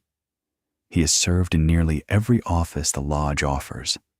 Tyler, standing at the outer door in all weathers. Junior and senior deacon, carrying the messages and the symbols in their prescribed paths around the room. Junior warden, senior warden, worshipful master. For a year, the central office, the one that changes how you stand and speak and attend to every man in the room, for the 12 months you hold it. Secretary, keeping the minutes that some future person might read while trying to understand what people were doing with their Thursday evenings and why it mattered. He has officiated at 34 funerals. The Masonic graveside service is brief, dignified, and entirely specific in its symbolism. The sprig of acacia, the words about the immortal soul, the final farewell from brothers to a brother. He has performed it for men he knew well and men he barely knew, for deaths he saw coming and deaths that were not. Each time, he has stood at the graveside in a dark suit rather than an apron, said the prescribed words, done the prescribed gestures, and felt what you feel when you participate in a ceremony designed to acknowledge that something has ended and that the ending matters. He does not know whether the ritual provides comfort to the families watching. He knows it provides something to him, a structure for grief, a form for the thing that has no other adequate form. James drives home after Thursday's meeting in the dark. He is thinking about nothing in particular. He is comfortable in the particular way of a man who has been somewhere he belongs and is now returning to somewhere else he belongs. The lodge is closing behind him. The Tyler has locked the outer door. The candles, electric now in most lodges, though James sometimes misses the real ones, are off. The aprons are in their cases. The minutes have been recorded in the book. Next Thursday, they will do it again. This is the thing about the lodge that defies easy categorization. It is not a church, though it has ceremony. It is not a charity, though it runs charitable institutions. It is not a political organization, though it has influenced politics. It is not a social club, though it provides society. It is not a therapy group, though it provides a structure for processing grief and loss and the general difficulty of being a person. It is all of these things, and none of them completely, which is why it has resisted the efforts of 3 centuries of critics to pin it down as definitively one thing or another. What it is, finally and essentially, is a commitment. The commitment to show up week after week to a room where other people are also showing up for the collective purpose of being people together in a deliberate and ceremonial way. The ceremony says, "This is not accidental. We are not here by chance or convenience. We have agreed to be here, in these clothes, in this order, saying these words, because we believe that the saying of them, together and regularly, changes us, changes how we see each other, changes how we understand what we owe to the people around us, changes, very slightly, what kind of people we are. 32 years of Thursdays will do that, if you let it. James has let it." Let's talk now about what connects you to those men in the tavern in 1717. Not historically. Personally, you were not there. You may not be a Freemason and may have no desire to be one, and that is entirely fine. But you know what it is to want to belong somewhere. You know what it is to be in a room where you are known, not merely recognized. You know what it is to perform something larger than yourself, a family ritual, a holiday tradition, a practice of any kind that connects you to people who did the same thing before you. And to feel in the performance something that is not exactly meaning, but is close enough to it that you would call it that if someone asked. You know what it is to look across a room at someone who has been through the same things you have been through, and to feel the quiet, specific warmth of that recognition. We were here. We did this. We survived it. We are still here. This is what the lodge is for. This is what every lodge has always been for, from the medieval building site to the goose and gridiron, to the rented room above the Bengal warehouse, to the craft brewery in Austin, Texas, where a lodge now meets on the 3rd Tuesday of every month, and the beer is local, and the ritual is unchanged. Human beings in rooms, trying to mean something to each other, trying to make the time count, trying to leave something standing when they go. The pyramid on the dollar bill is unfinished. There is a reason for that, and it is not the reason the conspiracy theorists offer. The reason is that the work is never finished. Every institution, every community, every lodge is an unfinished structure, added to by each generation, imperfect in its present form, representing what the builders at this particular moment could manage with what they had. The cap is not on the pyramid because the pyramid is still being built. That is not a failure. It is the nature of things that are alive. In the corner of the lodge in Austin, Texas, under the Tyler's chair, a dog is asleep. His name is something undramatic. Biscuit, probably, or Ted, or Gary. He belongs to the Tyler, who has been coming to meetings long enough that nobody questions whether the dog comes too. He has attended 11 meetings this year and found all of them warm and attended by people who occasionally drop something edible and who perform the same sequence of actions in the same order every time, which is, in a dog's experience, the definition of a trustworthy place. Aldgate would recognize him Aldgate has been under that chair in one form or another since 1717, in taverns and warehouses and lodge rooms and basements, and the private apartment in occupied Paris and the brewery in Austin. The dog does not know about the conspiracy theories. He does not know about the papal condemnation, or the Morgan affair, or the P2 Lodge, or the Shriners and their magnificent tiny vehicles. He knows the room is warm, the people come back every week, and the same thing happens in the same order every time. This is enough. This has always been enough. This is the thing that 300 years of Freemasonry, stripped of everything else, actually demonstrates: that the room is real. The commitment is real. The brother is real. None of this requires the secrets to be secret, or the symbols to be cosmically significant, or the handshake to unlock a global economy.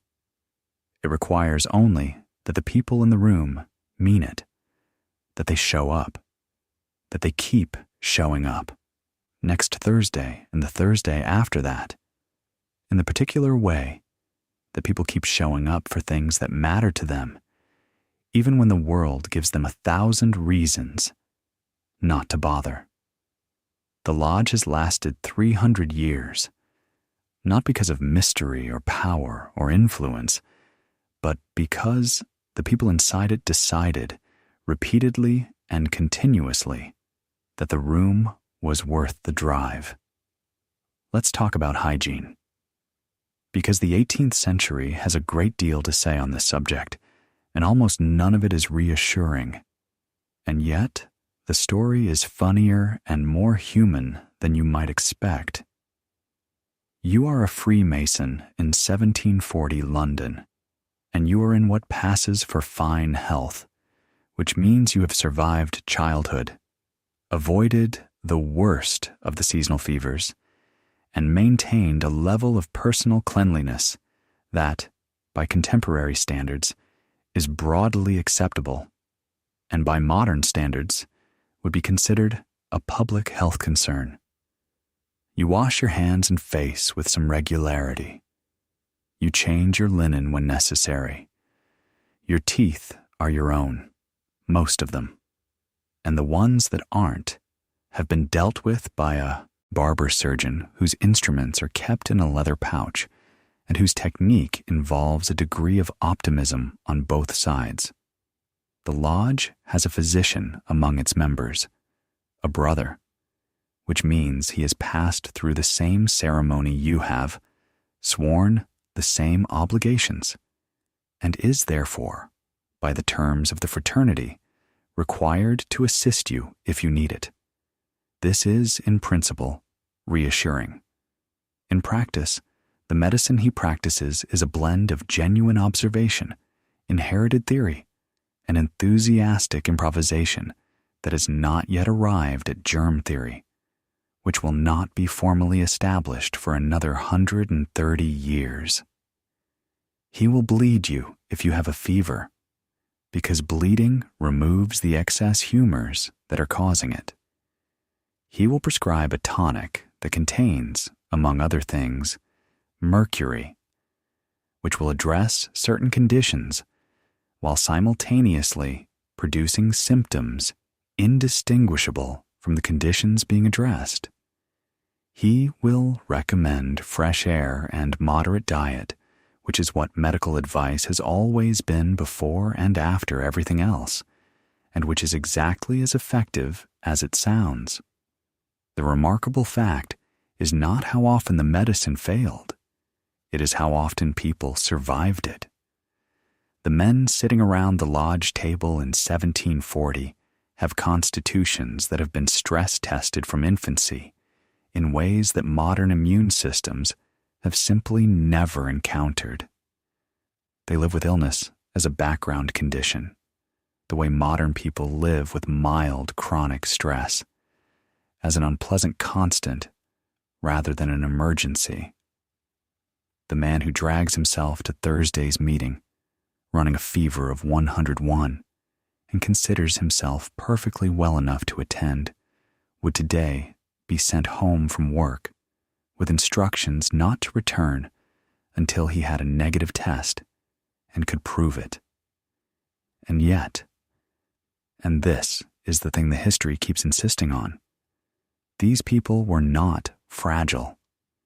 They were, by the necessities of their lives, extraordinarily resilient.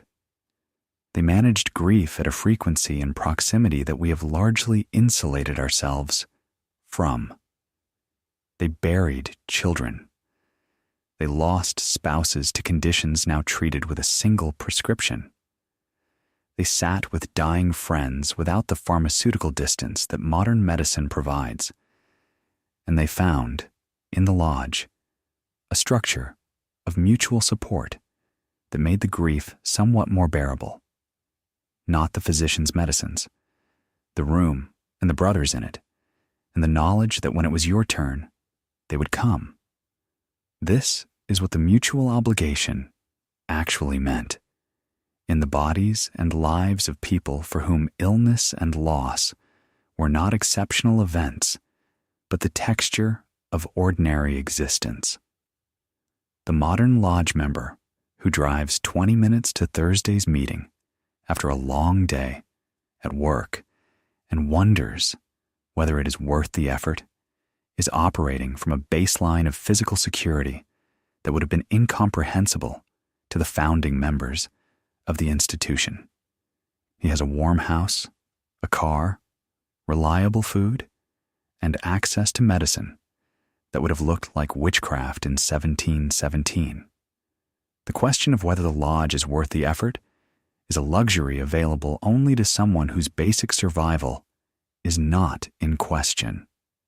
For the men and women who built this institution and kept it running across 3 centuries, the lodge was not optional self-improvement. It was infrastructure. The mutual obligation was the safety net. The brotherhood was the health insurance and the pension and the emergency fund and the grief support, all in one weekly meeting that required wearing an apron and could not be attended by streaming from bed. This context does not make the ritual more or less true, but it makes it more understandable why people kept coming back in the cold and the dark, week after week, for 300 years. Let's talk about the daily routine, because understanding what life actually looked like at the texture level is the only way to understand why the lodge mattered. You are a master mason in 1760 Bristol, a merchant of middling success and comfortable respectability. Your day begins before 6, which is not a choice so much as a consequence of the light. Because in 1760, you live by sunlight and firelight and the economics of candles. And sleeping past dawn is an indulgence you cannot afford and wouldn't enjoy. You eat breakfast, bread, butter, perhaps cold meat if last night's supper was generous, small beer because the water cannot be trusted, and coffee is expensive, and tea is increasingly accessible, but still carries a mild social charge of fashionability. The breakfast is functional. Appetite is not a luxury you have time to attend to in the morning. Your work occupies the morning and most of the afternoon. You are in trade, which in 1760 means a web of relationships, suppliers, buyers, creditors, debtors, that must be maintained through constant personal contact in an era before the telephone, before reliable post, before most of the mechanisms that modern commerce takes for granted. Every negotiation happens face to face. Every agreement depends on trust, and trust is built and maintained by showing up repeatedly in the right places with the right people. The coffee house is where you do a significant portion of your actual business, sitting at a table with men you know by name and reputation, drinking something hot and talking about trade and shipping and what happened to so-and-so's consignment out of Lisbon. The evening, if there's no lodge, is at home. Supper is the main meal of the day, substantial, warm, served at a family table that represents the center of your social world. After supper, there is perhaps some reading or conversation, or correspondence, or simply the particular exhaustion of a body that has been on its feet since before 6 and is now announcing that it would like to be horizontal. The candles cost money. You do not read longer than you need to. But it is Thursday. The lodge meets on Thursday. And so at 7 o'clock, you put on your coat and hat, fold your apron into the bag your wife made for it, and walk to the lodge room, which is above a coffee house, a quarter mile from your home. The walk takes you through streets that smell of horses and cooking fires and the river. You arrive to familiar faces. You receive the tiler's check at the outer door. You enter a room where, for the next 2 or 3 hours, you are not a merchant of middling success, but an officer of the lodge, a brother of the craft, a man whose status is defined not by what he owns or who he was born to, but by how long he has been attending and what offices he has served. The lodge is, among everything else it is, a break in the routine, a room that is governed by a different set of rules than every other room you enter. And after 300 years of human beings discovering that this is valuable, it is still valuable. The routine shapes you. The lodge interrupts the routine in the best possible way.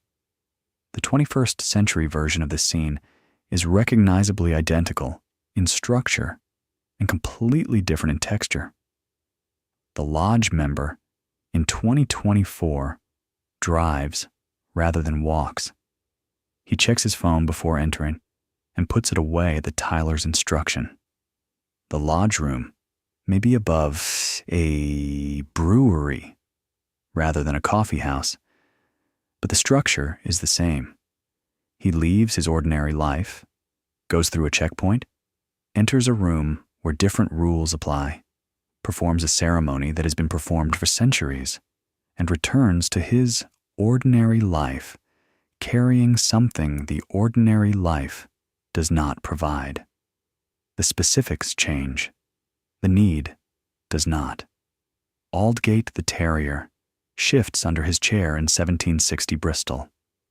Whatever terrier currently occupies the equivalent chair in whatever lodge you care to imagine shifts in exactly the same way. Some needs are old enough that they don't update with the technology. Let's talk about the moment everything almost fell apart. Because every institution that has lasted 300 years has had at least one of those.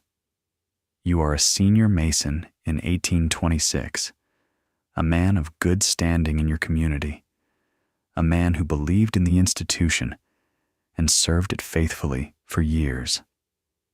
And you are watching, in the weeks and months after William Morgan's disappearance, as everything you believed about the fraternity is tested against what the fraternity is actually doing and found wanting. The newspapers are merciless. The anti-Masonic party is forming. Your neighbors look at you differently. Your lodge is losing members. Men you knew, men you initiated, men who sat beside you in ceremony and supper, and now want nothing to do with any of it. The fraternity, which told itself it was a bulwark of virtue and brotherhood, has been exposed as capable of covering for murder, or something close to it, using the very network of mutual obligation that was supposed to be its finest feature. The trust network turned inward, the brotherhood protecting the wrong brother. There are men in your lodge who resign, men who stay but do not speak of what happened, men who argue at the meetings that are still meeting despite everything about what should be done and whether anything can be done and whether the institution deserves to survive at all. These are not abstract arguments. These are men who believed in something and are now being asked to decide whether the thing they believed in is still worth believing in, after it has shown what it is capable of when its stated values collide with the interests of its members. Most of them stay. This is not an uncomplicated fact. They stay because they have invested years in the lodge, and because the lodge is also the widow's support, and the orphan's school, and the graveside service, and the 30-year friendship.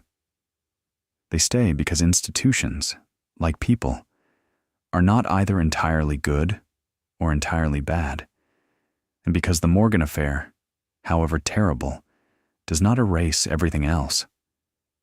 They stay, and they carry the weight of knowing what happened, and the fraternity carries the weight, too, for a generation, until the wounds become scars, and the scars become history. But the weight is real, and the men who carried it, who stayed and tried to do better, who reformed where they could reform, and acknowledged where they had failed, those men are also part of the story. The story of an institution trying imperfectly to close the gap between what it says it is and what it actually does.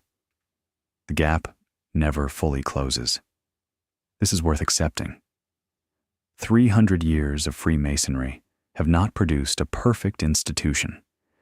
They have produced a flawed and persistent one, which is a different and in some ways more impressive thing. Perfection is easy to maintain because it requires no effort. You simply stop trying once you have arrived. Persistence in the face of imperfection requires something harder. The willingness to look at what you failed at, acknowledge it, and continue anyway. The fraternity that produced the Morgan affair also produced the widow's support and the occupied basement and the graveside service, and Dennis explaining the apron with quiet, patient pride. These facts coexist. They do not cancel each other. They are both the Freemasons. The question is not whether the institution is good or bad. The question is whether the people in it are trying to make it better. Some of them, in most eras, have been. That is the most an institution can reasonably ask of its members. The lodge has no answer to the gap between its ideal and its practice. It only has the commitment to keep showing up and to try again next week, which is, on reflection, the same answer every honest person gives when asked how they manage to keep going in a world that never quite lives up to what it should be. Let's step back for one chapter and say the true thing directly.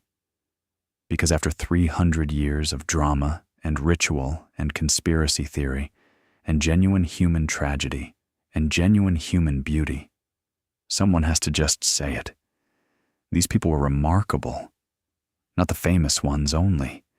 Not Washington in his apron or Mozart at his lodge or Kipling writing his poem. The ordinary ones. The plasterer named Thomas who brought his dog to meetings. The widow in Shropshire who received what was owed without having to fight for it. The inner guard in 1760. Bristol who performed his modest office with complete gravity because the lodge asked him to, and because he had learned that performing things with gravity changes how they feel. James, officiating at his 34th funeral with the prescribed words and prescribed gestures, providing a structure for a grief that has no other adequate container. These people were doing something hard in circumstances that were harder than we can fully imagine. They were maintaining voluntary commitment, showing up week after week, year after decade, to a room that asked them to be honest and generous and reliable in a world that frequently rewarded the opposite.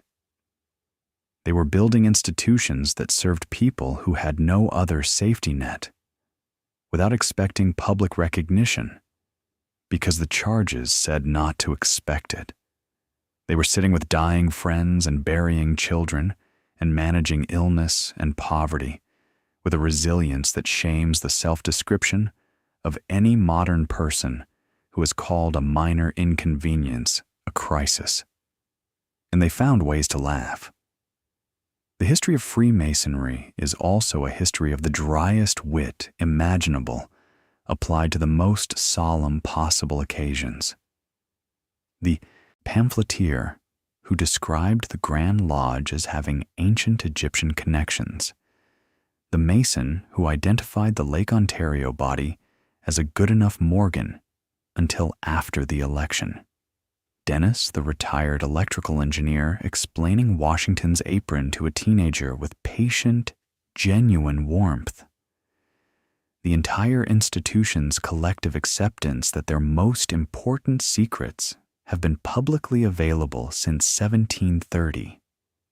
And this is fine, actually, because the secrets were never the point. They were people. Complicated, imperfect, funny, resilient, occasionally reckless, fundamentally generous people, trying to figure out how to be people together in a world that makes that difficult. The aprons were ridiculous.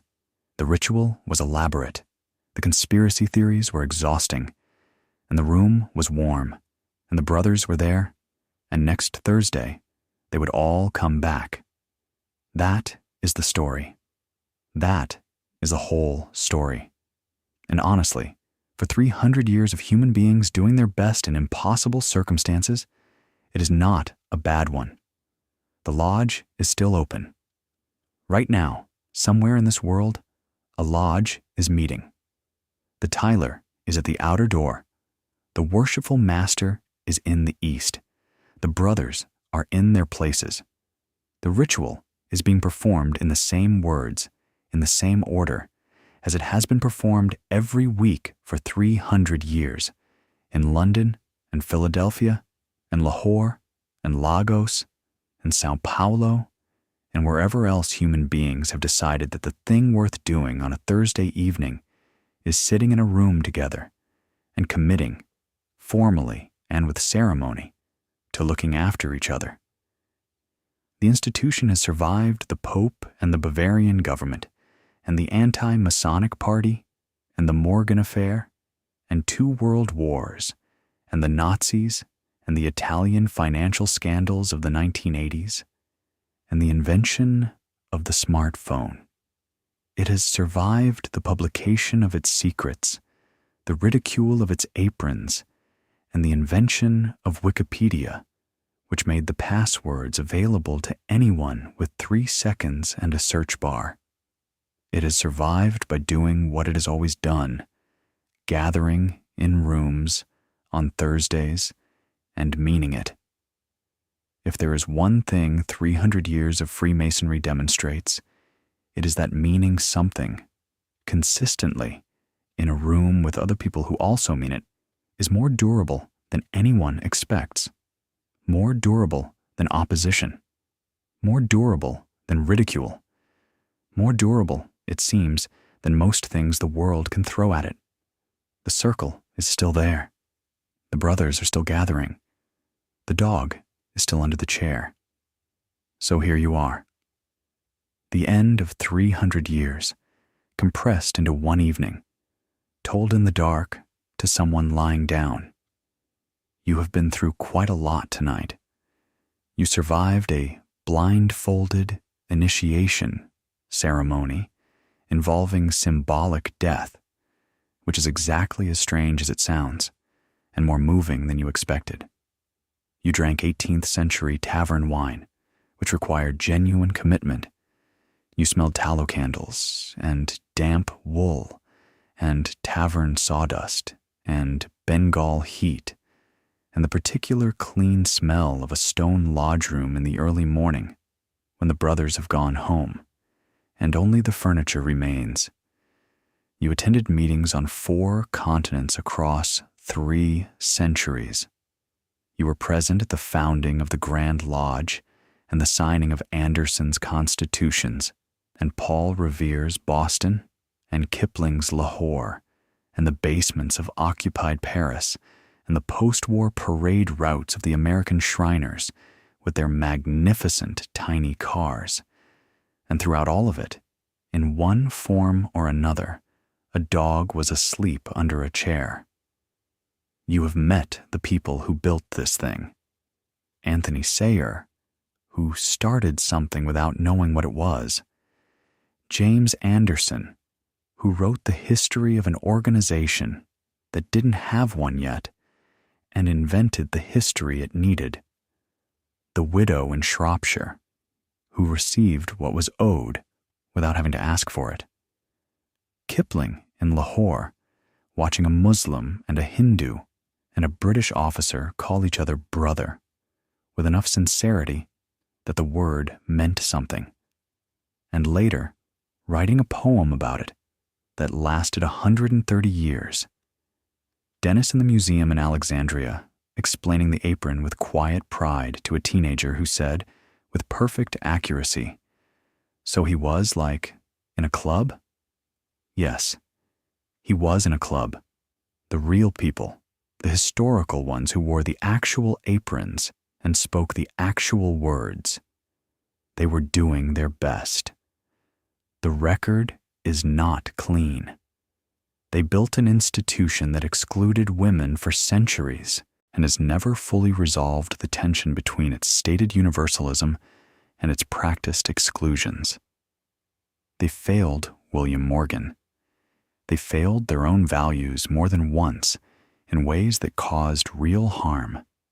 And yet, they also built schools and hospitals. They sat with lonely men in foreign cities and said, "In here, you are known." They performed the same ceremony through plague and revolution and occupation and world wars because the ritual was how they said, "We were here before you, and we will be here after you. And in the meantime, you belong to something that outlasts any one of us." They were people. 300 years of people in aprons, trying to figure out how to be people together in a world that makes that difficult. Now, think about where you are right now. Your bed, your blanket at exactly the right weight, the dark that belongs to you, that ends when you decide it ends. You have a mattress that does not bite back, sheets washed by a machine, indoor plumbing, running water, antibiotics, the right to eat breakfast whenever you choose, which is a freedom so unremarkable you have probably never thought of it as one, and which was unavailable to almost everyone in this story. You are lying in a degree of physical comfort that would be incomprehensible to the men in the Goose and Gridiron in 1717, and to most of the people in this story. And you have spent this evening in the company of human beings who are trying, in the way humans always try, to make something meaningful out of the brief and baffling experience of being alive. The Freemasons are still out there. Right now, somewhere in this world, a lodge is meeting. The Tyler is at the outer door. The worshipful master is in the east. The brothers are in their places. The ritual is being performed, the same words, in the same order, with the same gravity. As it has been performed every week for 300 years, in London and Philadelphia and Lahore and Lagos and Sao Paulo, and wherever else human beings have decided that the thing worth doing on a Thursday evening is sitting in a room together and committing, formally and with ceremony, to looking after each other. What we have learned tonight, if we have learned anything, is this: humans are not primarily rational animals, or economic animals, or political animals. Before we get there, take a moment to think about the specific texture of what you experienced tonight. You've been in London in 1717, and Bristol in 1760, and Paris in 1737, and Boston in 1765, and Shropshire in 1770, and Bengal in 1825, and occupied Europe in the 1940s, and a museum in Alexandria, Virginia, in the present day.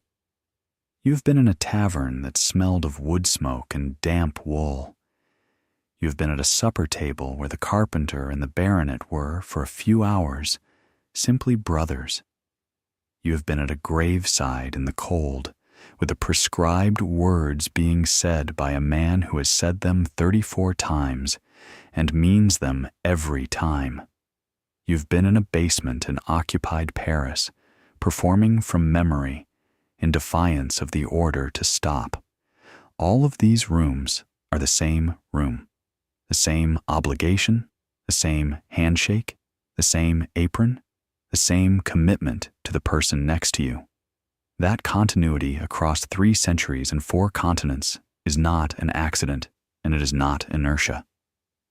It is a choice made, actively, by every generation of men and women who decided that the room was worth maintaining, the ceremony was worth performing, the brother was worth protecting. 300 years of that choice, made and remade in every possible circumstance the world could produce, is something worth acknowledging before you go to sleep. We are belonging animals. We form groups and we protect them, and we ritualize our membership in them. And we keep showing up, week after week, for the warmth of the room and the familiarity of the faces and the knowledge that these people will be here next week too. The Freemasons figured this out in a tavern in 1717 and built something around it that has lasted 300 years and survived everything. Not because of the secrets, not because of the symbols, because of the room, because of the brothers, because of the simple, staggering human need to belong somewhere that knows your name. Think about what that means, concretely. To belong somewhere that knows your name means more than to be recognized. It means to be expected. When you don't show up, someone notices. When you are struggling, someone knows before you have said anything, because they have been in the room with you long enough to read the difference between your good Thursdays and your difficult ones. When you die, someone stands at your graveside in the cold and says words that have been said for 300 years and means them, because the obligation to mean them is one of the things you agreed to when you joined. And when the person next to you is struggling, you are the one who notices, and you are the one who shows up at the door, not with condolences only, but with practical help, because the charges say that is what brothers do, and you have been taking the charges seriously. This is not a small thing to provide. In an era when loneliness is being described in clinical literature as a public health crisis comparable to smoking 15 cigarettes a day, a room where you are expected, where your absence is noticed, where your death is mourned with ceremony. That room is a form of medicine, not the physician's mercury. Something more reliable. Close your eyes. The candles are out. The tiler has locked the outer door and gone home. The aprons are in their cases. The minutes are in the book. Somewhere, Aldgate the Terrier, or the closest equivalent to him in whatever year this lodge is meeting, is dreaming under a chair of whatever terriers dream of, which is probably not Solomon's Temple, but might be. The passwords are on Wikipedia. The aprons are on eBay. The conspiracy theories are on YouTube. The circle is still there. Sleep well.